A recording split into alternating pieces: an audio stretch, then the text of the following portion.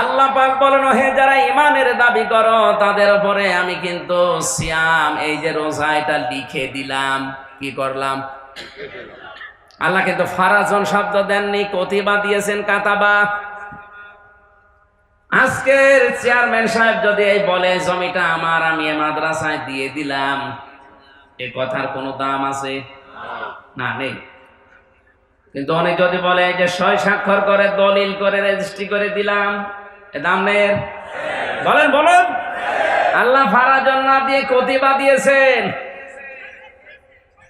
আমি ফরজ করে দিলাম, এ কথা বললেও হয়ে যেত। আল্লাহ বলেন আমি লিখে দিয়েছি। এই বিধানটা অনেক দামি বিধান। পৃথিবীর যত বিধান আমরা দেখতে পাই অধিকাংশ গুলো জিবরাইলকে দিয়ে আল্লাহ দুনিয়ায় পাঠিয়েছেন। আর রোজা এত দামি বিধান, আল্লাহ পাক নিজে রসুলকে নিয়ে নিজের কাছে বসিয়ে এটা দিয়েছেন। যেই কয়টা বিধান আল্লাহ তার নিজের কাছে বসিয়ে মেরাজের রাত্রে দিয়েছিলেন, তার ভেতরে রোজা একটা। কথা বলে না কেন? 6 মাস দিয়েছিলেন একাধারে রোজা রাখবা। উনি তো আনন্দ নিয়ে আসছিলেন। প্রতিমধ্যে বিভিন্ন নবীদের সাথে দেখা হয়ে এগুলো আস্তে আস্তে কমিয়েছেন।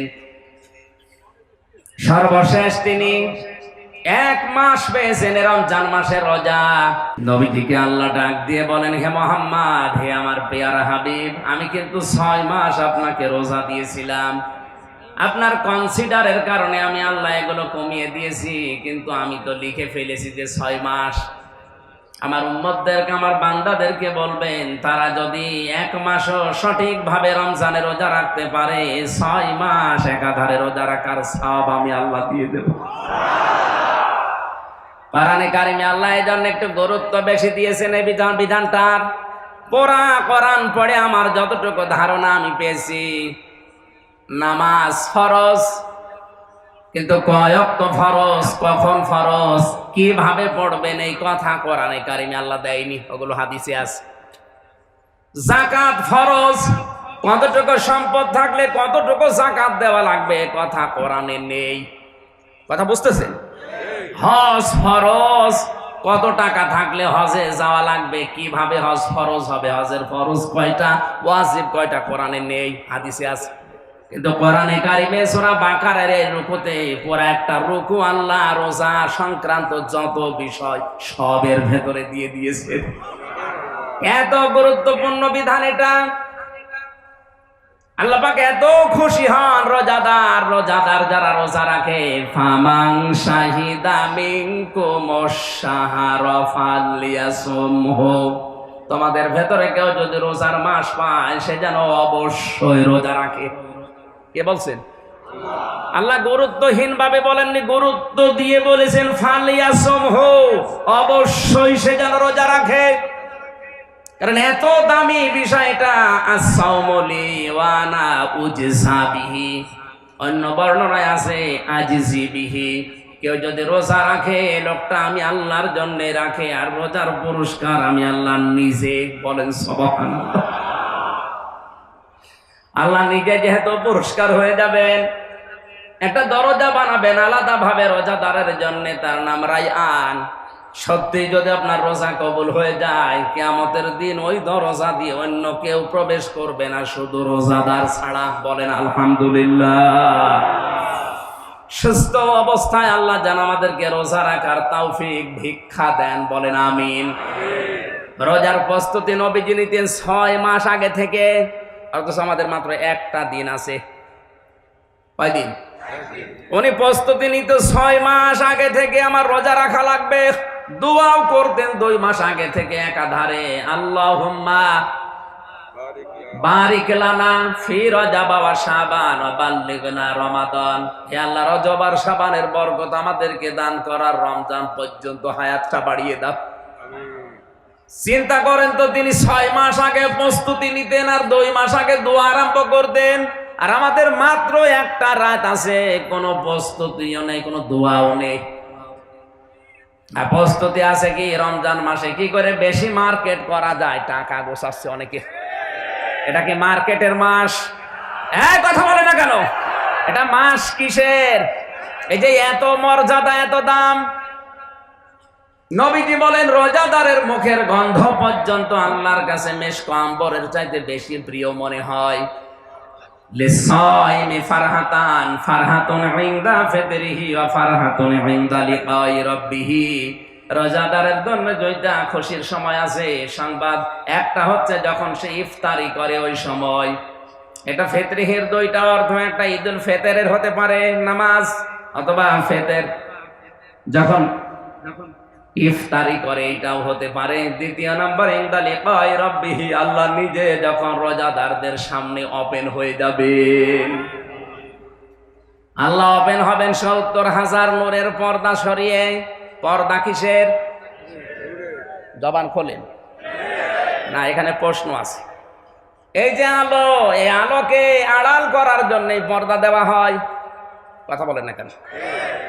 অথচ আল্লাহ এই আলো দিয়ে এই পর্দা বানিয়েছেন ৭০,০০০। যদিও হাদিসটা নিয়ে মতনক্য আছে, ৭০ হোক আর ১,০০,০০০ হোক অসুবিধা নেই, কিন্তু পর্দা দেওয়া আছে। কিন্তু পর্দাটা কিসের? আলোর বা নূরের। আরে ভাই, আলোকে আড়াল করার জন্য আমরা কাপড় দিয়ে পর্দা টাঙাই, দরজায় জ্বালানায় দিয়ে রাখি বাইরের আলো যেন আসতে না পারে। আর আল্লাহ নিচে আলো দিয়ে পর্দা বানিয়েছেন। ওই পর্দাগুলো আল্লাহ নিজে একটা একটা করে সব সরিয়ে রোজাদারের সামনে ওপেন হয়ে যাবেন। এত দাম, এত মর্যাদা কেন কেন কেন? এর জবাব আল্লাহ দিয়েছেন সূরা বাকারাতে, শাহরু রমাদানাল্লাযী উনজিলা ফীহিল কুরআন হুদাল লিন্নাসি ওয়া বায়্যিনাতিম মিনাল হুদা ওয়াল ফুরকান। এই সেই রমজান মাস, যে মাসে আমি আল্লাহ কোরআন নাযিল করেছি। তার মানে এতক্ষণ যা ফজিলতের কথা বলা হচ্ছে, এর আসল বর হচ্ছে এই কোরআন।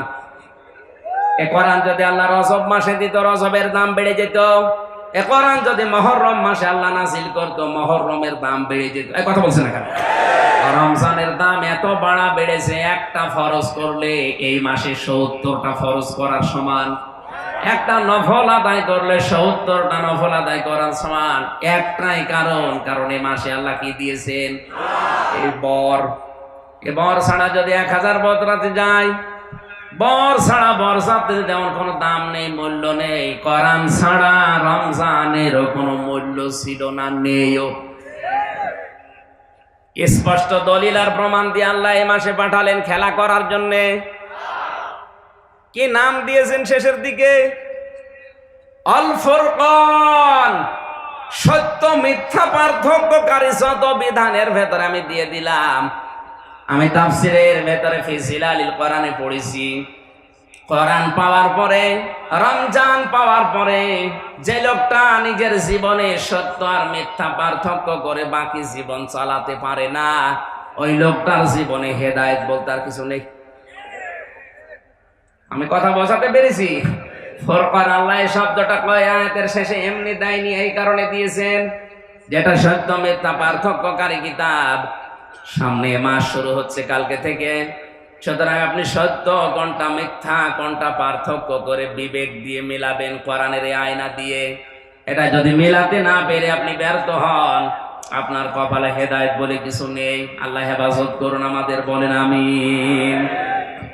কোরআনের এই আমলটা আমরা যদি আরম্ভ করি, বিশ্বাস করেন কোরআনের আমল করলে, আমার নবী বলেছেন, সার্টিফিকেট দিয়েছেন, জমান আমিলা বিহি উজিরা। কোরআনের আমল করলে পুরস্কার দেবে কে?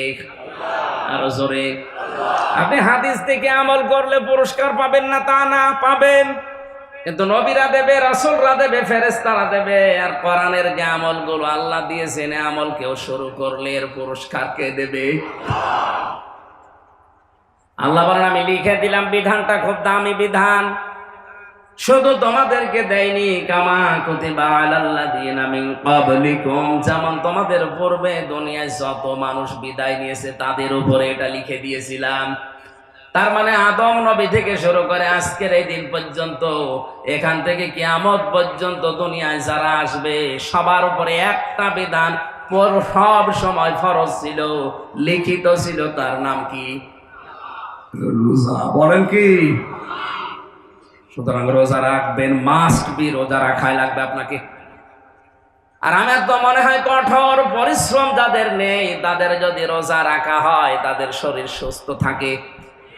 জেলখানায় 3টা বছরের ভেতরে অধিকাংশ সময় আমরা রোজা রেখে কাটিয়েছি আর আমরা সুস্থও থেকেছি, কারণ ওখানে যে খাবার দেয় ও খাবার খেয়ে মানুষ সুস্থ থাকার কথা না।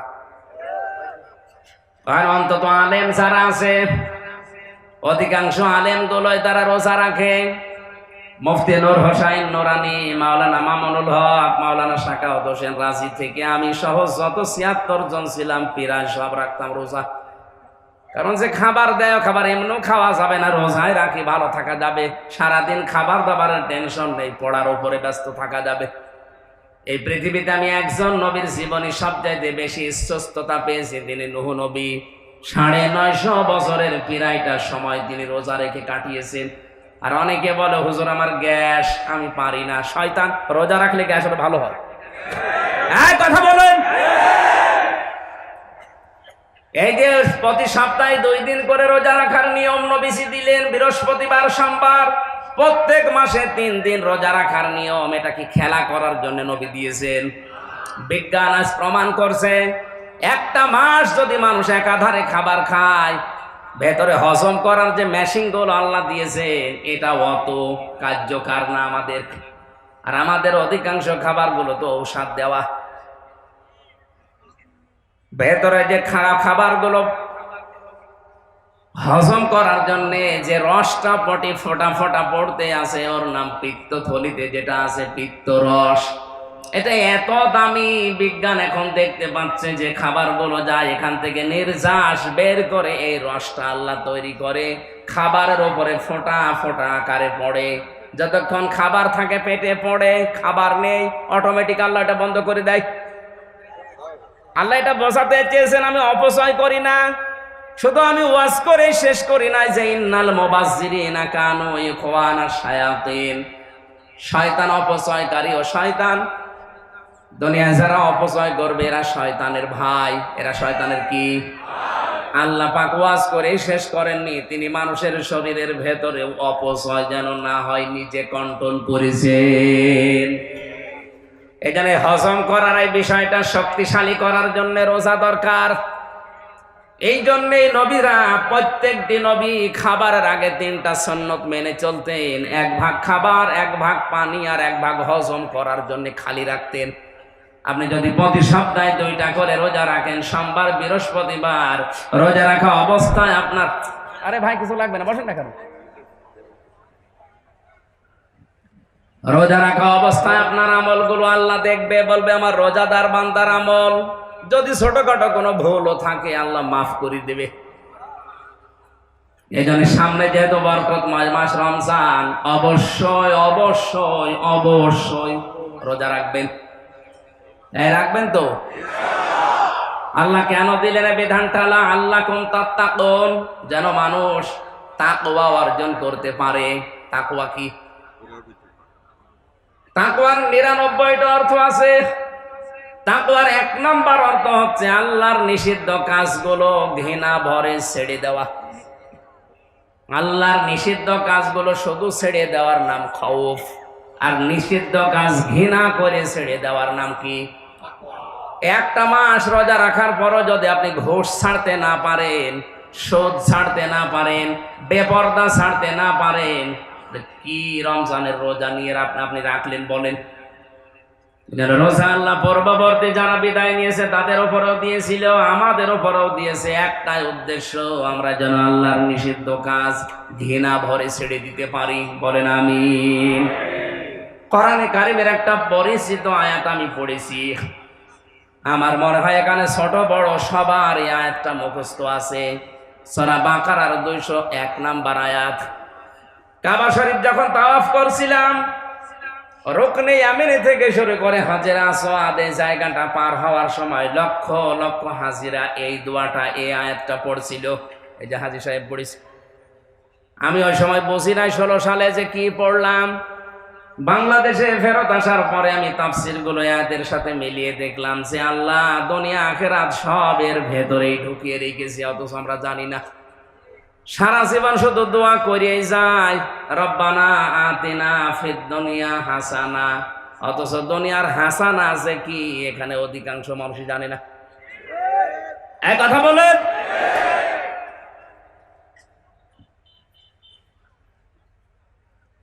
একজন দোয়া করছে, রব্বুল আলামিন আমাকে একটা নেককার সন্তান দাও, রব্বি হাবলি মিনাস সালিহিন। এক যুবক বলছে ছোটবেলা থেকে নামাজ পড়ি একই দোয়া ইমাম সাহেব করে, মনে করেন নড়াইলে। বাড়ি হয়তো সেই নোয়াখালী, ওই এলাকার আলেমরাই তো আগে আসতো এলাকাতে ইসলাম শিক্ষা দেওয়ার জন্য। একদিন বলছে হুজুর সারা জীবন তো একই দোয়া করেন, এই দোয়ার মানে কি? হুজুর বলছে আমি দোয়ার মানে জানি না। জানেন না মানে? এক আলেমের কাছে যেরকম একজন মাওলানার কাছে যে বলছে হুজুর আমাদের এই ইমাম সাহেব এই দোয়া পড়ে, আপনি এই দোয়ার মানেটা বলেন। মাওলানা বলেছে দোয়া না, এটা কোরআনের আয়াত, এর মানে আল্লাহ তুমি আমাকে একটা নেককার সন্তান দান করো। যুবক মনে করছে ইমাম সাহেবের বাড়ি সে নোয়াখালী, ও ছাতা মনে হয় ছেলে মেয়ে হয় না। ডাক দিয়ে বলছে হুজুর আপনার ছেলে মেয়ে কয়টা? 11টা। 11টা ছেলে মেয়ে, এরপর আপনি দোয়া করেন? লজ্জা আছে কেন? আপনি তো জানেন না দোয়ার মানে কি। আমি শুনে আসলাম মাওলানার কাছে, এ দোয়ার মানে হচ্ছে আল্লাহ তুমি আমাকে একটা নেককার সন্তান দাও। আপনার 11টা হয়ে গেছে, এরপরও দোয়া ছাড়েন না, আপনি কি দেশ ভরে ফেলবেন? ইমাম সাহেব বলছে বাবাজি এ দোয়ার মানে এই, আমি যদি আগে জানতাম তো 10 বছর আগে দোয়া বাদ দিতাম। আমি তো জানি না দোয়ার মানে কি, পড়িয়ে যায় আল্লাহ দিয়ে যায়। আপনি কি আবার ওই রকম করে রব্বানা আতিনা ফিদ দুনিয়া পড়ছেন?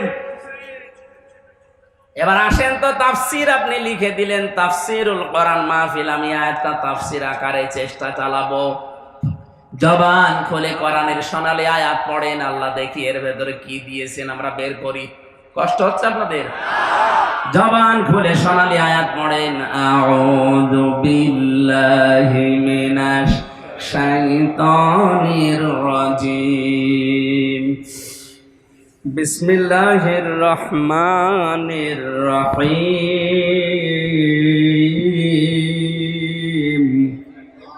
ومنهم من يقول ربنا آتنا في الدنيا حسنة وفي الآخرة حسنة وقنا عذاب النار। আল্লাহ পাক বলেন মানুষের ভেতরে অনেক মানুষ এমন আছে তারা বলবে ইয়াকুলু মুজারি, বর্তমান ভবিষ্যৎ, প্রেজেন্ট ফিউচার। এই ছেলে কোথায় যাও? বসো। 1-1.5 ঘন্টা 2 ঘন্টা সময় নিয়েছি, এতটুকু সময় বসে থাকতে পারে না। ও বিয়ে দিলে বউ টেকবে? এখানে কত মেয়ের বাবা বসে আছে না, আপনি চলে যাচ্ছেন। হয়তো ছেলে খুঁজতেছে, এই জন্য এই ময়দানে হয়তো আসতেও পারে যে দেখি কোন সেরকম ছেলে আছে কিনা। ও যদি 1-1.5 ঘন্টায় ওঠে ও জীবনে বিয়ে দেবে? বসেন। ওরা ধরেন তো, জিজ্ঞেস করেন।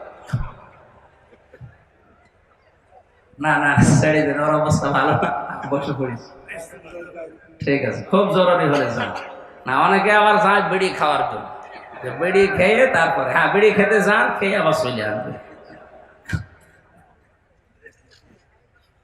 নড়াইলবাসী কোরআনের আয়াত যদি আপনি খেয়াল করে শোনেন, বোঝার চেষ্টা চালান, 500 রাকাত নফল নামাজের সওয়াব পাবেন। আপনার দ্বারা হয়তো সম্ভব না এখন 500 রাকাত নফল নামাজ পড়া, পারবেন? কিন্তু কোরআনের দিকে তাকিয়ে আল্লাহ এই সওয়াবটা দিয়ে দেবেন। বলেন আমিন। বর্তমানে তারা বলছে, ভবিষ্যতেও বলবে কি? রব্বানা, হে আমাদের প্রতিপালক, আতিনা, আমাদেরকে দান করেন, ফিদ দুনিয়া হাসানা, দুনিয়ার হাসানা। খালি জবরের জায়গায় জের দিয়ে দিলেই ফিদ দুনিয়া হাসিনা। হাসানা মানে কল্যাণ, আর হাসিনা মানে সুন্দরী। অনেকেই দোয়া করতে যে ফিদ দুনিয়া হাসানার জায়গায় বলে ফিদ দুনিয়া হাসিনা। আল্লাহ বলে দিয়ে দিলাম, যা। দিয়েও দিয়েছে, আজ একেবারে 16-17 বছর চলছে। কারণ এটা আমাদের দোয়ার ফসল। আমরা চেয়েছি রব্বানা আতিনা ফিদ দুনিয়া হাসানা, আল্লাহ বলেন একটু জের দিয়ে দিলাম যা হাসিনা। এখন এটা যে চাইলেন আপনি সেই ছোটবেলা থেকে মোনাজাতে, আল্লাহ দুনিয়ার হাসানা দাও, কল্যাণ দাও, শান্তি দাও, স্বস্তি দাও, নিরাপত্তা দাও, 99টা অর্থ আছে এই শব্দের। কি চেয়েছেন? আমার এই ছোট্ট জীবনে আমি কোরআন পড়ে পেয়েছি এই হাসানার ভেতরে দুনিয়ার হাসানা, দুনিয়ার কল্যাণ 10টা। কয়টা? কেউ যদি এই 10টা জিনিস দুনিয়াতে পায় সে যেন দুনিয়ার হাসানা পেয়েছে। বলেন আলহামদুলিল্লাহ। এবার আপনি মিলান তো এই 10টা জিনিস আসলে আপনি পেয়েছেন কিনা। সে ছোটবেলা থেকেই তো মোনাজাত করেন ইমাম সাহেবের সাথে, রব্বানা আতিনা ফিদ দুনিয়া হাসানা, হে আল্লাহ দুনিয়ায় হাসানা দাও, কল্যাণ দাও। আল্লাহ বলেন দুনিয়ার কল্যাণ 10টা, তুই পেয়েছিস কিনা আগে মিলা। অফিল আখিরাতি হাসানা, আখিরাতের হাসানা দাও। আল্লাহ বলেন আখিরাতের হাসানা 5টা। ওয়াকিনা আযাবান নার, জাহান্নাম থেকে আমাদের বাঁচাও। আল্লাহ পাক বলেন জাহান্নাম থেকে বাঁচার উপায় মাত্র একটা। কয়টা? একটা। এদিকে 10, ওদিকে 5, মাঝখানে 1, সব মিলে কত? এই ছোট্ট আয়াতের ভেতরে 16টা জিনিস লুকিয়ে আছে। আমরা একটা একটা করে টান দিয়ে এবার বের করি। থাকবেন কারা কারা? আধা ঘন্টা এখনো থাকবেন কারা কারা? দেখি আলহামদুলিল্লাহ। ঠিক আছে ভাই, আলহামদুলিল্লাহ। 1 নম্বরে আল্লাহর ঘোষণা, দুনিয়ার হাসানা যদি কেউ পেতে চায়, 1 নম্বরে দুনিয়ার হাসানা কোরআনে কারিম পাওয়া। কি পাওয়া? নাকি বেশি দিন ক্ষমতায় থাকা দুনিয়ার হাসানা? এটা যদি দুনিয়ার হাসানা হতো তাহলে ফিরআউন এটা পেয়েছিল 600 বছর একাধারে ক্ষমতায় ছিল। কথা বলে না কেন? আল্লাহ বলেন আমার দৃষ্টিতে দুনিয়ার হাসানা তুমি যে চাইলে আমার কাছে, দুনিয়ার হাসানা কোরআন পাওয়া। প্রশ্ন আসতে পারে কোরআন তো আমি পেয়েছি, চলেন আমার ঘরে এখনো আছে কোরআন, এটা কোরআন পাওয়া না। কেউ যদি কোরআন পেয়েছি এই কথা বলতে চায় তাহলে তার 4টা জিনিস মানা লাগবে। সূরা বাকারা 1 নাম্বার পারা 18 নাম্বার পৃষ্ঠা 4 নাম্বার লাইনের 121 নাম্বার আয়াতে দলিলটা আছে, আল্লাযীনা আতাইনাহুমুল কিতাবা ইয়াতলুনাহু হাক্কা তিলাওয়াতি। আল্লাহ পাক বলেন আমি যাদেরকে কোরআন দিয়েছি, কিতাব দিয়েছি, এরা তার হক আদায় করে তেলাওয়াত করে। হক আদায় করে তেলাওয়াত করার অর্থ 4টা। কয়টা? আরো জোরে বলেন। আপনি কি দুনিয়ার হাসানা পেয়েছেন কিনা মিলান। 1 নম্বরে আপনাকে শুদ্ধ করে আল্লাহর এই কিতাব পড়তে হবে। এখানে যদি জরিপ চালানো যায় 100 জনের 98 জন ফেল করবে। এই কথা বলেন না কেন? তেলাওয়াত করছে ইযা জাআ নাসরুল্লাহি ওয়াল ফাত। হয়েছে? হ্যাঁ না হয়নি? হ্যাঁ মামা হয়েছে? আপনার তো মুখস্থ আছে সূরা।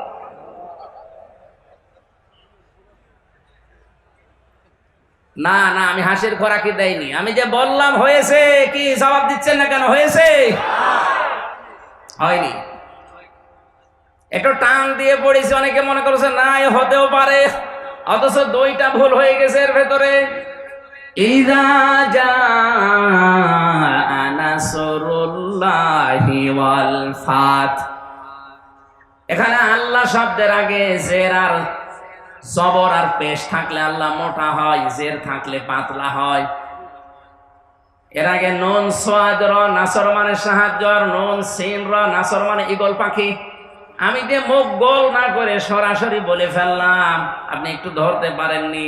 এই জন্যই বলছি 100 জনের 98 জনের কোরআন শরীফ শুদ্ধ নেই। ইযা জাআ নাসরুল্লাহি ওয়াল ফাত, যখন আসবে আল্লাহর সাহায্য, হে নবী আপনি বিজয় দেখতে পাবেন। আর আমার আগের পড়ার অর্থ হচ্ছে যখন আসবে ঈগল পাখি তখন বিজয় পাবেন। একটা কথা হইল, আকাশ পাতাল পাল্টিয়ে গেছে।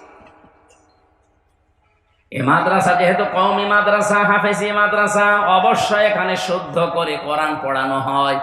তারপরেও যদি নিজে ছেলে মেয়েকে আপনি না পড়াতে পারেন তো কবে পড়বেন আবার কবরে গেলে?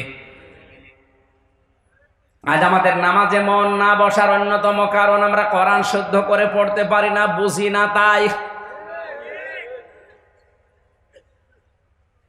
আব্দুল কাদের জিলানী রহমতুল্লাহ আলাইহির জীবনী পড়েছিলাম। ছোটবেলায় তারে মাদ্রাসায় নিয়ে গেছে তার মা, বলছে উস্তাদ আমার ছেলেকে আপনি একটু পড়ান। উস্তাদ বলছে বাবা বলো আলিফ বা তা সা। আব্দুল কাদের জিলানী বলছে হুজুর আলিফের মানে কি? আমি জানি না মানে আলিফের মানে জানেন না, ও জিনিস আমি পড়বো না। যে জিনিসের অর্থ নেই মানে নেই ও জিনিস আমি পড়ে করবো কি?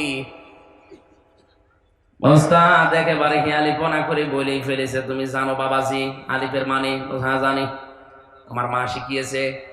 বলো দেখি। তুমি আলিফ দিয়ে আল্লাহর পরিচয় তুলে ধরলেন, আল্লাহু লা ইলাহা ইল্লা হুয়াল হাইয়ুল কাইয়্যুম লা তাখুযুহু সিনাতুন ওয়ালা নাওম ইলা আখির আয়াত। আলিফ দিয়ে আল্লাহর পরিচয় দিলেন। আয়াতুল কুরসি থেকে 10টা ক্ষমতা আল্লাহর তুলে ধরলেন। তেলাওয়াত করতে করতে 18 পারা পর্যন্ত তিনি পড়েছিলেন। ওস্তাদ কাঁদতে কাঁদতে হুঁশ হারিয়ে ফেলেছে। হুঁশ ফেরার পরে মাকে ডাক দিয়ে বলে মা আপনার এই সন্তানের তো প্রায় 18 পারা আয়াত আছে, আপনি এনেছেন আমার কাছে পরীক্ষা করার জন্য। বলছে না, এই প্রথম নিয়ে আসলাম। আপনার তো আনন্দের বিষয়, আপনার তো সৌভাগ্য, এতটুকু বয়সে আপনার সন্তান 18 পারা আয়ত্ত করে ফেলেছে, হাফেজ হয়ে গেছে। মা আমার কান্না আরম্ভ করলেন। ওস্তাদ বলে আপনি কাঁদেন কেন? আপনার তো খুশির বিষয়। মা বলে কাঁদি আমি এই জন্যে, আমার সন্তান যখন পেটে ছিল প্রতিনিয়ত আমি কোরআনে কারিম তেলাওয়াত করতাম। আমি নিজেও কোরআনের হাফেজা। এ সন্তান পেটে রাখা অবস্থায় উঠান ঝাড়ু দেওয়া, ঘর ঝাড়ু দেওয়া, রান্না বান্না করা, আমার মুখে চলতো আল্লাহর কোরআন। এখানে যারা মা বোনেরা বসে আছে এদের পেটে সন্তান থাকা অবস্থায় এদের মুখেও চলে আল্লাহর কোরআন। গুনগুন করে গান বলে। এখানে একটা বিজ্ঞানের তথ্য আছে। 6 মাস যখন মানুষের পেটে বয়স হয়ে যায় তখন দুনিয়ার সবকিছু সে শুনতে পায়। কথা বুঝতেছে? 6 মাস যখন মানুষের পেটে বয়স হয় মানুষের সন্তানের, তখনও দুনিয়ার সবকিছু শুনতে পায়। কারণ ওই সময় খাবারের উদ্রেক দেখা দেয়, আল্লাহ রুহ দিয়ে দেয়। 40 দিনে পাল্টাতে পাল্টাতে 6 মাসের পরে আমার আল্লাহ রুহ দিয়ে দেয়, তখন খাবারের উদ্রেক দেখা দেয়। খাবার খাওয়ানো লাগে, মায়ের মাসিক অসুখ বন্ধ করে দিয়ে আল্লাহ ওই নাভির সাথে নাভি জুড়ে খাবার খাওয়ায়। তখন দুনিয়ার সব শব্দও শুনতে পায়। আব্দুল কাদের জিলানী মায়ের পেটের ভেতরে বসে কোরআন শুনতো, আর আমরা মায়ের পেটের ভেতরে বসে গান শুনি। বলেন নাউজুবিল্লাহ। দোয়া চাই আমার কাছে, হুজুর দোয়া করেন ছেলে যেন আব্দুল কাদের জিলানী হয়। এমনি হবে? তোমার পেট ঠিক আছে? এই কয়েক ইঞ্চি পেট, এটাতে কত বড় দামি জায়গা তুমি তো টের পাও না। কত মানুষ ওর দিকে হাসে বাজে নজর দিয়ে থাকে। পেটে কোনো কাপড় নেই, পিঠে কোনো কাপড় নেই, মনে আছে ফুটবল খেলার মাঠ নিয়ে যাচ্ছে। কাশীপুরের মাঠ আর কত বড়, এর চাইতে বিশাল মাঠ নিয়ে আপনি যদি রাস্তা দিয়ে যান সব যুবকের নজর ভালো। কত মানুষ এই দৃশ্য দেখে উল্টা পাল্টা ধারণা করে, বলে মাল গেল। শুধু মামা আছে বলে কিছু বলতে পারছি না। আপনার বউ দেখে, মেয়ে দেখে, আপনার ফুফুরে দেখে, আপনার চাষিরে দেখে কেউ যদি বলে মাল গেল, আল্লাহর কসম ওই মালের পেটে আর ভালো মাল আল্লাহ দেবে না। যদি দেয় পরিমণি দেবে, খালি স্বামী পাল্টাবে। কত স্বামী যে পাল্টালো আল্লাহ জানে আর ও জানে। আপনি দেখেন তো যাদের এদের মতো পেটে জন্ম হয়েছে এদের স্বামী টিকছে না, একটার পর একটা পাল্টাতে আছে। আর আল্লাহ পাকের নবী বলেন সবচাইতে বড় লানত ওই মহিলার উপরে যে মহিলার ঘর বারবার ভাঙে। এখন এদেশের ট্র্যাডিশন হয়ে দাঁড়িয়েছে মাহিয়া মাহি, আবার স্বামী পাল্টিয়েছে। বলেন সুবহানাল্লাহ। এরা যারা আদর্শ মনে করে চলে তারাও তো পাল্টাবে। যে মহিলা স্বামীর কাছে তালাক চায়, খাবার খেতে চায় না, ভাত খাবো না বলে, ওই মহিলার উপরে আল্লাহ নিজে লানত করেন। বলেন নাউজুবিল্লাহ।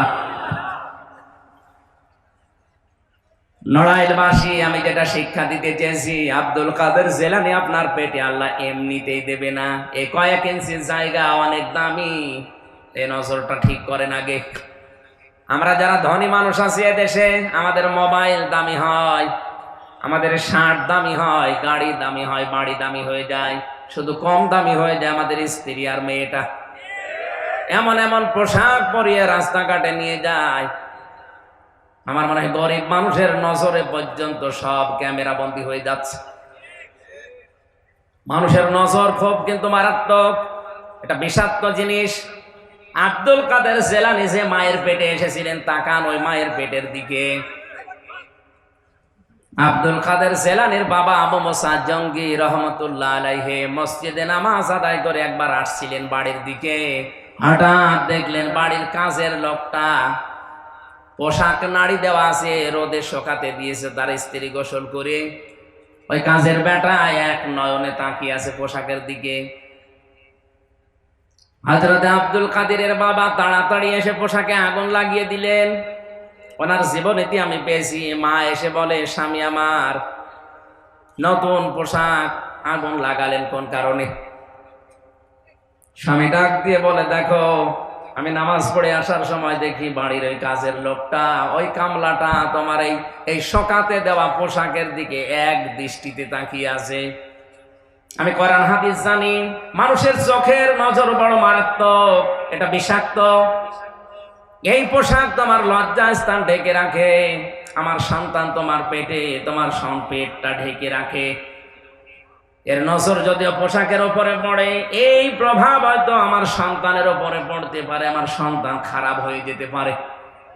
কোথায় তাদের চিন্তা ভাবনা ছিল? আর আপনি কি করেন? বউ সুন্দর হলে দিশায় পারবে না, করবেন কি? আর উল্টা পাল্টা পোশাক পরিয়ে মানুষকে দেখাচ্ছে যে মাল আমার আছে। বলেন নাউজুবিল্লাহ। মা ডাক দিয়ে বলছে, ওস্তাদ আমি কান্নাকাটি করছি, আমার আফসোস হয় এই জন্যে। আমি যদি আর একটু কষ্ট করে ছোটবেলা থেকে আমার এই সন্তানটাকে আমি ফজরের নামাজ আদায় করিয়ে পাশে বসিয়ে পড়তাম, আমার মুখের দিকে তাকিয়ে আমার আব্দুল কাদের মুখ মিলাতো, আমি যদি প্রতিনিয়ত আল্লাহর 30 পারা কোরআনই পড়তে পারতাম, আমার এই ছোট বয়সের সন্তান 30 পারা কোরআনেরই হাফেজ হয়ে যেত। আমার ভাইরা, আমি কোরআনে কারিম পাওয়া বোঝাচ্ছিলাম, আপনি কোরআন পড়তে পারেন না, বোঝেনও না, অথচ ছোটবেলায় তারা বুঝেছিল পারিবারিক এই কৃষ্টি কালচারের কারণে। 3 নাম্বারে এটা আপনাকে প্র্যাকটিক্যাল লাইফে মানতে হবে, আমল করা যারে বলে। 4 নাম্বারে এটা মানুষ যেন মানে সেই ব্যবস্থা করে দেওয়া লাগবে। শর্ত কয়টা? আরো জোরে বলেন। 1 নাম্বারে শুদ্ধ করে পড়া, 2 নাম্বারে নিজে বোঝা, 3 নাম্বারে বাস্তবে আমল করা, 4 নাম্বার ওটা মানুষ যেন আমল করে সেই পরিবেশ তৈরি করে দেওয়া। করার আর আমল করতে পারার পরিবেশ এই দেশে এখন আছে? আর আসতে বলেন। অনেকে চেষ্টা করলেও পারছে না, উপরে আল্লাহর ওলির কারণে। এমন এমন অলি উপরে বসে আছে, ওর জন্য বাধ্য হয় নিচের অফিসার গুলো ঘুষ খেতে। এই জন্য কোরআনে কারিম পেয়েছি বললে হচ্ছে না, এই 4টা বিষয় আপনাকে মানা লাগবে, তাহলে দুনিয়ার হাসানা আপনি পেয়েছেন। 2 নাম্বারে দুনিয়ার হাসানা হচ্ছে কোরআন পেলেই হবে না, কোরআনের হেদায়েত পাওয়া লাগবে। কোরআনের হেদায়েত আমরা পেয়েছি কিনা আমরা নিজেরাই বুঝতে পারি না। গিরিশচন্দ্র সেন নরসিংদীতে বাড়ি, বেটা হিন্দু মানুষ, আমাদের চাইতে কোরআন পড়েছে, বুঝেছে, লিখেছে বেশি, কিন্তু হেদায়েত পায়নি। কথা বলেন না কেন? আমার তো মনে হয় বাংলার আজ অনেক আলেম কোরআন পড়ে, বসে, লেখে, পড়ায়, কিন্তু কোরআন থেকে হেদায়েত পায়নি। এলামবার বালাম ইবনে বাওরার মতো হয়ে গেছে। আমি নাম নিলাম না তাই। নবীজির ওয়ারিস বলে আপনি দাবি করছেন এখন, যে আমি নবীর ওয়ারিস। বিশ্ব নবী মুহাম্মদুর রাসূলুল্লাহর দিকে তাকান তো, উনি তো কোরআন প্রচার করেছিলেন। কোরআন প্রচার করতে গিয়ে ওনার গলার ভেতরে রশি দিয়ে হ্যাঁচকা টান দিয়েছিল। এটা আমি বানালাম? এক কথা বলেন না কেন? কোরআন দিয়ে নামাজ পড়াতেন, ওঠের নাড়ি ভুড়ি মাথার উপরে চাপিয়ে দিত। ওই একই কোরআন দিয়ে আমিও নামাজ পড়াই, আমার মাথার উপরে ওঠের নাড়ি ভুড়ি দেয় না, গরুর নাড়ি ভুড়ি দেয় না, দেয় ফ্যান। ফ্যান দিয়ে হয় না, এসি লাগিয়ে দেয়। তাহলে বুঝতে হবে নবীজির কোরআন দিয়ে নামাজ পড়ানো আর আমার নামাজ পড়ানোর ভেতরে পার্থক্য আছে। আমি যে নামাজ পড়াচ্ছি আমার পেছনে যারা আছে ওরা বুঝছে না, আর নবীজি যে নামাজ পড়িয়েছেন ওনার নামাজ পড়ানো যারা পেছনে যারা বাইরে থাকতো ওরা বুঝতো যে কি বলতে চায়। আজ হাজারো মানুষ এই সহজ কথাটা বোঝে না। সামনে থেকে সুন্দর করে তেলাওয়াত করলেই মনে করে না দুয়াই করছে। একটা ঘটনা চলেছিলাম মাওলানা রুহুল আমিন ভাইয়ের কাছে, যে একজন ইমামতি লেগেছে, ইমামতি করছে শহরে, সুদের উপরে আলোচনা করেছে। সভাপতি যে সুদ খায়, নামাজের পরে বলছে হুজুর আপনি আর কোন আয়াত পেলেন না, আপনি সুদের উপরে আলোচনা করলেন কেন? আমি জানি, কারণ আমি যে এলাকায় সুদ খাই সবাই জানে, আর আপনি আমার দিকে তাকিয়ে তাকিয়ে খোঁচা দিলেন, আপনার আমি রাখবো না। ঠিক আছে, গেলাম ওখান থেকে উপশহরে। আজকে আর আমি সুদের আলোচনা করব না, আজকে করব পর্দার আলোচনা। পর্দার আয়াত পড়ে একেবারে সুর দিয়ে কথা বললাম, সবাই খুশি। কিন্তু ক্যাশিয়ার ডাক দিয়ে বলে হুজুর আমি আপনারে টাকা দেই, আমার বউ একটু ব্যারাকে চাকরি করে, এটা সবাই জানে, তাই বলে আপনি বলবেন আপনারা রাখবো না? বলে শহরে উপশহরে আর ইমামতি করবো না, যাবো লাঠোর চলন বিলের ভেতরে, কেউ যেন ওখানে মানুষ না যায়। এমন এক গ্রামে নামাজ পড়িয়েছি, শুধু আরবিতে, বাংলা কথা আর বলি না, আরবি বললে যেন না বুঝে। নামাজ পড়ালাম ইয়াসিন সূরা দিয়ে, ইয়াসিন আল কোরআনিল হাকিম, সবাই খুশি। সেক্রেটারি বলছে হুজুর আপনি কাজ করলেন। এ মসজিদের সভাপতি, ওর নাম ইয়াসিন আর ওর বাপ মরে গেছে, নাম হাকিম। আপনি প্রথম দিনই বাপ বেটার নামে সূরা পড়ে দিলেন। আমি যে সেক্রেটারি, আমি যে ক্যাশিয়ার, আমার নামে কোনো সূরা নেই। আগামী সপ্তাহে যদি আমার নামে সূরা না পড়েন আপনার বেতন বন্ধ। চিন্তা করছে আমি ক্যাশিয়ারের নামে সূরা পাবো কোথায়? ক্যাশিয়ারের নাম হচ্ছে বাবর আলী। নাম কি? বাবর আলী নামে কোনো সূরা আছে? ইয়াসিন নামে একটা সূরা আছে। চিন্তা করছে আগামী সপ্তাহে আসতে আসতে দেখি বাবর আলী নামে কিছু বের করা যায় কিনা। আজকে তো একেবারে মশান নিয়ে এসে বসে আছে প্রথম কাতারে, যে ওর নামে সূরা পড়া হবে। ও সূরা ফাতিহা শেষ করার পরে একেবারে টান দিয়ে পড়ছে, ইয়া বাবর আনতা কালবুন ওয়া আবুকা খিনজির ওয়া জাদ্দুকা হিমার ফাইন্নাহুম লাজাহিদুন। আল্লাহু আকবার। মানে নামাজের শেষ দায় যাচ্ছে। অনেকে মনে করছে কোরআনের আয়াতই মনে হয়, ক্যাশিয়ার মনে করছে যা কাজ হয়েছে অন্তত আমার নামে, আমার বাবার নামে, আমার দাদার নামে সূরা চলছে। হুজুর এত সুন্দর সূরা মানে কি? ইয়া বাবর নিশ্চয় তুই কুকুর, তোর বাবা শুকর, তোর দাদা গাধা, 14 বংশ মূর্খ জাত। ওর ইমামতি যদিও থাকতো থাকবে। আজ নবীজি নামাজ পড়িয়েছে, আবু জেহেল পেছে বুঝে ফেলেছে যে কি বলতে চায় মোহাম্মদ, এই জন্য গলার ভেতরে রশি দিয়ে হ্যাস কাটান দিয়েছে মেরে ফেলার জন্য। আর আমি ওই কোরআন দিয়ে আজ ঢাকার মগবাজারে নামাজ পড়াই, আমার মাথার উপরে ফ্যান দিয়েছে, হচ্ছে না। আকিস গ্রুপের মালিক এসি লাগিয়ে দিয়েছে, হুজুর আরো আরামে পড়ান।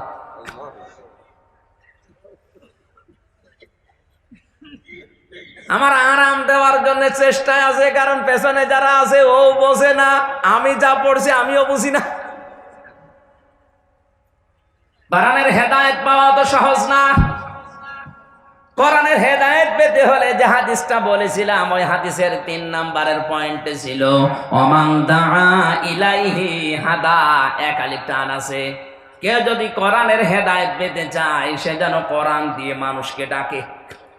কি দিয়ে? আজ কোরআনের দিকে ডাকা আছে, অধিকাংশ মানুষ তার বাবার দিকে ডাকতেছে,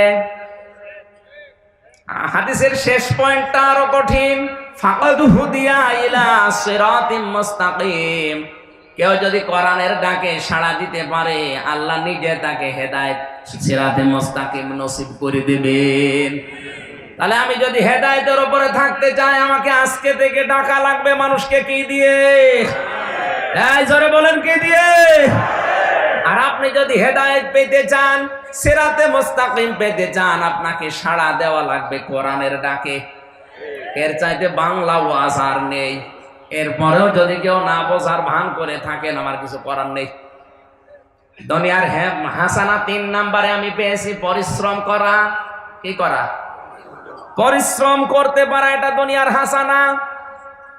আজ যারা বসে বসে খায়, এরা মনে করছে রব্বানা আতিনা ফিদ দুনিয়া হাসানা পেয়ে গেছি। না, আপনি পাননি। আপনি পরিশ্রম করেন না কেন? এই হাতির মতো শরীর, আপনি কি করবেন?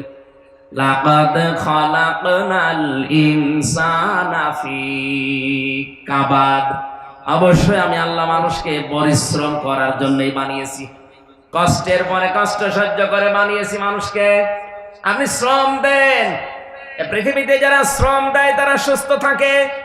যত নবীর জীবনী আমি পড়েছি, হযরতে আদম নবী তিনি চাষ করে খেতেন। হযরতে দাউদ নবী তিনি কামার ছিলেন, লোহা পিটিয়ে সোজা করতেন। আমাদের নবী মুহাম্মদ রাসূলুল্লাহ ব্যবসা করে খেতেন। বলেন সুবহানাল্লাহ। আজ কাজ নেই, কাম নেই, একটা গাছতলায় বসে শুধু পীর নাম নিয়েছে, ওটা টাটকা শয়তান। তো কাজ নেই কেন? পীর তো আব্দুল জব্বারও ছিল চট্টগ্রামের, টুপি সেলাই করে খেত। আর এমন পীর হয়ে বসে আছে, কোনো কাজ নেই, শুধু ঘড়ি। এত বড় বড় পেট হয়, মহিলারা লজ্জা পায়। আল্লাহ ছেলে মহে আমাদের পেট হয়, এত বড় পেট, কোলাকুলি করতে যাবেন ধাক্কা লাগবে, পেটের সাথে বুক পাবেন না। না, কাজ করে খাওয়া লাগবে আপনাকে। বসে খাওয়ার সময় এখন আর নেই। 18 কোটি মানুষের 36 কোটি হাত যদি আজ কাজের হয়ে যায়, আমেরিকার কাছে, চীনের কাছে, রাশিয়ার কাছে তাকিয়ে থাকা লাগবে না। খালি দোয়া করে শেষ করে দিলেন, রব্বানা আতিনা ফিদ দুনিয়া হাসানা। এই হাসিনা করবে কিনা? এই হাসি হাসানা আমাদের করা দরকার। আমরা পরিশ্রমী হব, শ্রম দেব। দুনিয়ায় সেই কয়দিন বেঁচে আছি, শুধু নিজের মুখের খাবার তৈরি করব না, আমার দ্বারা আরো যেন 8টা 10টা মানুষের কর্মসংস্থান তৈরি হয়। 4 নাম্বার দুনিয়ার হাসানা হচ্ছে নিরাপত্তা পাওয়া। কি পাওয়া? আপনি বুকে হাত দিয়ে বলেন তো, আজ আমরা নিরাপদ আছি? এই বলেন। 24 ঘন্টা অনেকে আতঙ্কে থাকি। যুবতী মেয়ে কলেজে বিশ্ববিদ্যালয়ে পাঠিয়ে মা যায় নামাজে বসে দোয়া করছে, আল্লাহ মেয়ে কি একা আসবে না জামাই নিয়ে আসবে?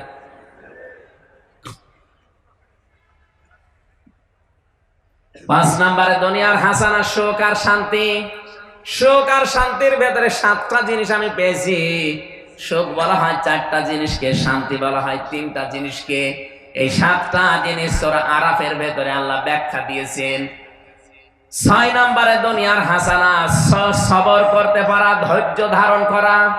ধৈর্য কাকে বলে, কত প্রকার, কি কি এখনো টের পাননি। যে মানুষগুলো বিনা কারণে বছরের পরে বছর অন্ধকার প্রকোষ্ঠে পড়ে আছে, তারা টের পাচ্ছে ধৈর্য কারে বলে। শফিকুল ইসলাম মাসুদ টের পেয়েছে ধৈর্য কারে বলে। দেলাওয়ার টের পেয়েছে ধৈর্য কারে বলে। আপনি টের পাচ্ছেন না, কারণ আপনার জীবনে এরকম কিছু নেই। 3টা বছর এক ঘরের ভেতরে 24 ঘন্টা আমি তালা মারা ছিলাম। এদিকে 2.5 হাত, এদিকে 3.5 হাত। আমিও কিছু টের পেয়েছি ধৈর্য কারে বলে। হযরতে আইয়ুব নবী 18 বছর ধৈর্যের পরীক্ষা দিয়েছিলেন। কয় বছর? হযরতে ইউসুফ নবী 40 বছর ধৈর্যের পরীক্ষা দিয়েছিলেন। ধৈর্যটা এটা দুনিয়ার হাসানা, আমাদের আজ এটা নেই। আমরা হতাশ হয়ে যাই কিছু হলে। না, ধৈর্য ধরা লাগবে, এটা দুনিয়ার হাসানা। সুতরাং যাদের জীবনে ধৈর্য নেই, শুধু হতাশা, বুঝবেন আপনার রব্বানা আতিনা ফিদ দুনিয়া হাসানা মাঠে মারা যাচ্ছে, কবুল হচ্ছে না। 7 নাম্বারে দুনিয়ার হাসানা সন্তান যেন ভালো হয়। ভালো সন্তান ওইটা যেটা ডাইল খায়। বলেন যেটা বাবা খায়। একটা সন্তান আজ নষ্ট হয়ে গেলে পুরা পরিবারটা জাহান্নাম হয়ে যায়। বাংলাদেশ সরকার আজ 0 টলারেন্স ঘোষণা করেছে মাদকের বিরুদ্ধে। প্রশাসনের মানুষগুলো পাগল হয়ে যাচ্ছে এদের কন্ট্রোল করার জন্য। জেলখানায় দিয়েও নিরাপদ নেই। আমি 3 বছরে দেখেছি অধিকাংশ মানুষ যাদেরকে গাঁজা খাওয়ার জন্য পুলিশে ধরে জেলে দিয়েছে, ও ভেতরে যে গাছার গাছ লাগিয়েছে। হ্যাঁ, গাজীপুরের কাশিমপুর কারাগার ও শয়তান ওরে ধরেছে পুলিশে, গাঁজা খায় এই কারণে ধরে জেলে দিয়েছে। ও ভেতরে যে গাছার গাছ লাগিয়েছে। জেল সুপার বলছে আপনি একটা কাজ করলেন। হয়রান হয়ে যাচ্ছে আজ সন্তানকে। আগামী প্রজন্ম যারা আছে এদেরকে সত্যিই যদি আপনি নেশা মুক্ত করে রেখে যেতে চান, এইটার বিকল্প কিচ্ছু নেই। আমি আপনাদেরকে এ কোরআন হাতে নিয়ে মাথায় নিয়ে গ্যারান্টি দিতে পারি, মাত্র 3 বছর আপনি কোরআনে কারিমের শিক্ষাটা সন্তানকে দেবেন ছোটবেলায়। এরপর আপনি ডিসি বানাবেন, এসপি বানাবেন, টিএনও বানাবেন, ওসি বানাবেন, এরকম ইন্সপেক্টর বানাবেন, কোনো অসুবিধা নেই। যা বানাতে ইচ্ছা করে বানান। ওকে আলেম বানানোই লাগবে, হাফেজ বানানো লাগবে, এটা ফরজ না। কিন্তু 3টা বছর যদি নোরানিতে পড়ি ওকে 20টা দিয়ে দেন, ও বড় হয়ে জীবনেও আপনার সামনে কোনোদিন এরকম উল্টাপাল্টা জিনিস খাবে না। আমি গ্যারান্টি দিচ্ছি খাবে না। 2 নম্বরে আপনাকে শেষ বয়সে বৃদ্ধাশ্রমে রেখে আসবে না, কারণ ও এইটুকু অন্তত জেনেছে যে আল্লাহর পরে আপনার স্থান।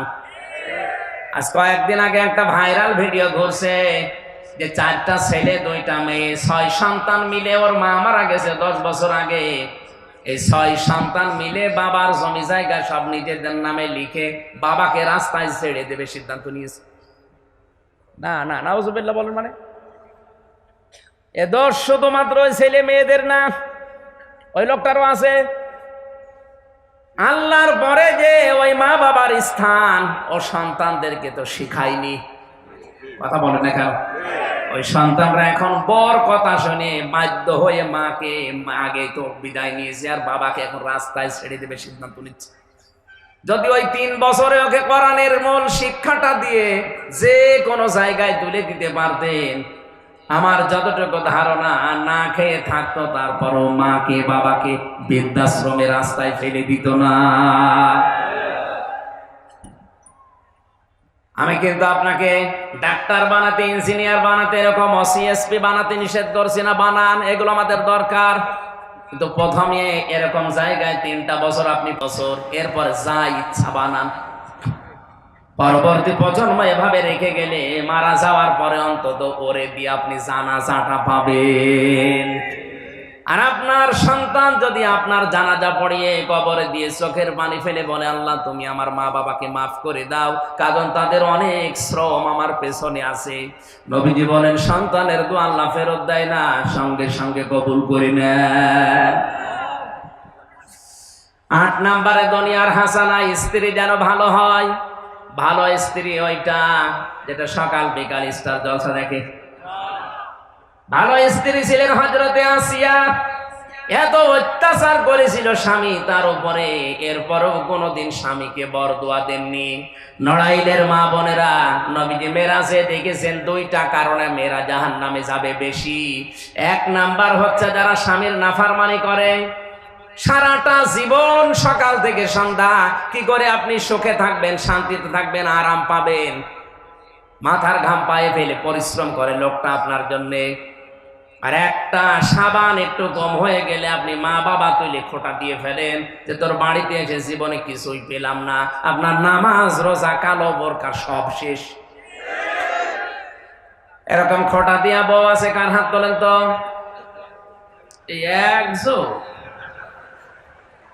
না না না, আমি হাসির খোরাক খেতে। সম্মানিত মা বোনেরা, যাক আলহামদুলিল্লাহ এলাকার মেয়েরা ভালো।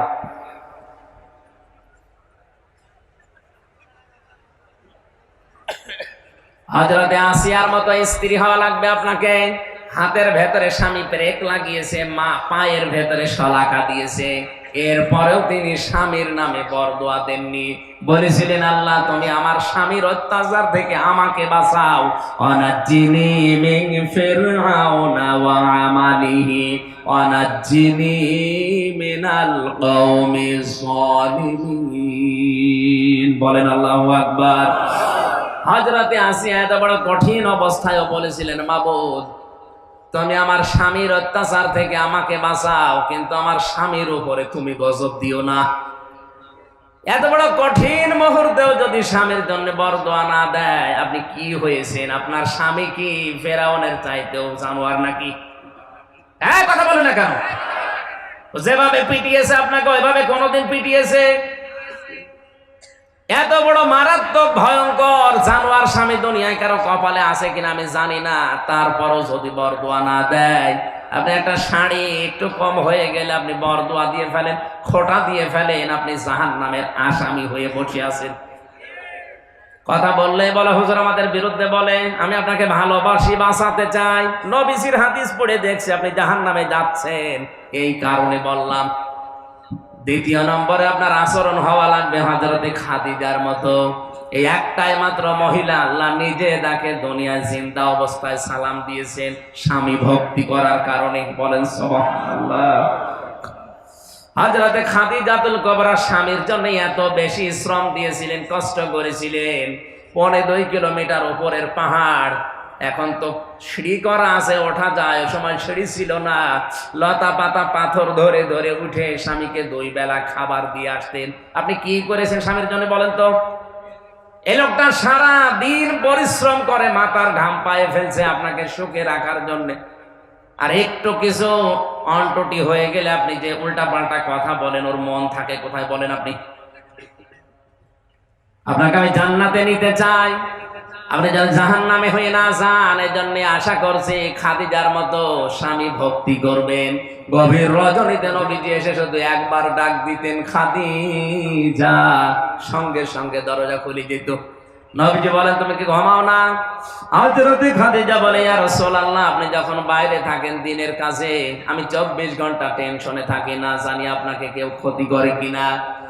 আমি যদি আরামের বিছানায় বালিশে মাথা দিয়ে ঘুমাই, আপনি যদি এসে রাতে ডাক দেন, আমার যদি উঠতে দেরি হয়ে যায়, আপনি আমার শ্রেষ্ঠ মেহমান দুনিয়ায়, আমার স্বামী, আপনার কষ্ট হবে। এজন্য ঘুম যদি আমার লাগেও দরজার সাথে পিঠ লাগে, আমি হেলান দিয়েই ঘুমিয়ে পড়ি। নবীজি বলেন কোন স্ত্রী যদি স্বামীর আশায় রাত জেগে থাকে, যতক্ষণ স্বামী আসে না, স্বামী আবার ওদিকে বিড়ি খেয়ে বেড়াচ্ছে, তার জন্য রাত জেগে থাকা দরকার। দিনের কোন কাজে যদি আঞ্জাম দিতে থাকে, ইসলামের খেদমত করছে, কর্মজীবনে ব্যস্ত আছে, সেই স্বামী বাড়ি আসবে, আপনি যদি আশায় থাকেন, আপনি যতক্ষণ আশায় থাকবেন নফল নামাজের সওয়াব পাবেন। আল্লাহ এরকম বউ আমাদের ঘরে ঘরে দান করেন, বলেন আমিন। আল্লাহ একটা দোয়াও শিখিয়েছেন এরকম বউ পাওয়ার জন্য। জবান খুলে এই আয়াতটা পড়েন, রব্বানা হাবলানা মিন আজওয়াজিনা ওয়া যুররিয়াতিনা কুররাতা আ'য়ুনিন ওয়াজআলনা লিল মুত্তাকিনা ইমামা। 9 নাম্বার দুনিয়ার হাসানা নামাজ। নামাজ পড়তে পারা এটা দুনিয়ার হাসানা। এই জন্য 5 বার মুয়াজ্জিন বলে হাইয়া আলাল ফালাহ, কল্যাণের দিকে আসো।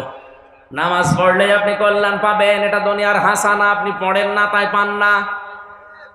10 নম্বরে দুনিয়ার হাসানা কোরআনের সমাজ ব্যবস্থা পাওয়া।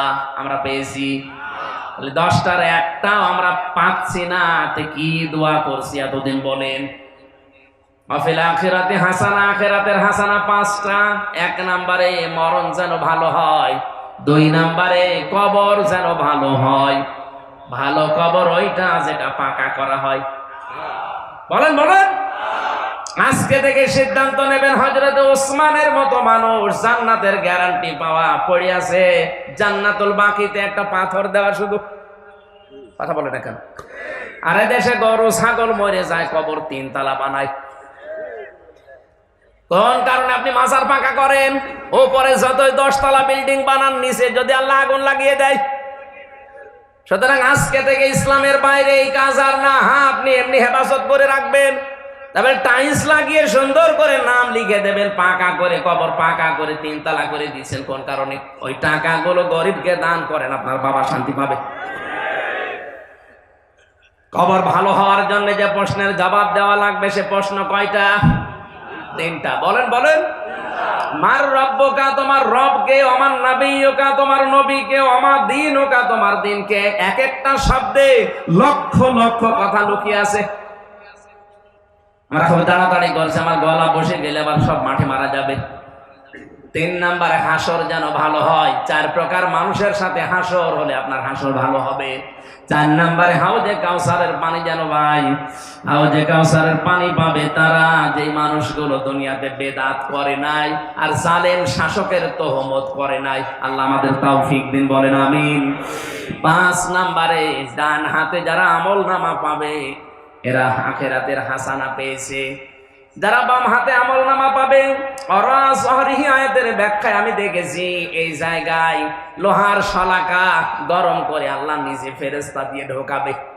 বাম হাতটা এই দিক দিয়ে চালিয়ে দেবে, পেছন দিক থেকে বের করে আমল নামা দেবে।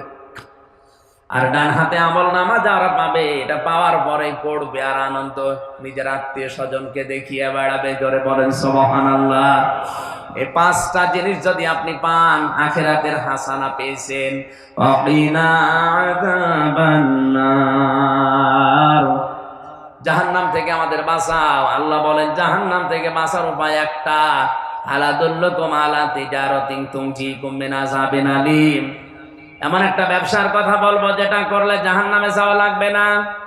সে জাহান্নামে যাওয়ার না যাওয়ার ব্যবসা হচ্ছে তুমিনুনা বিল্লাহি ওয়া রাসূলিহি ওয়া তুজাহিদুনা ফি সাবিলিল্লাহি বিআমওয়ালিকুম ওয়া আনফুসিকুম। আল্লাহ রাসূলের উপরে বিশ্বাস করে জান আর মাল, আল্লাহ রাসূলের বিধানকে জমিনে প্রতিষ্ঠা করার জন্য জিহাদ করবে, প্রচেষ্টা চালাবে।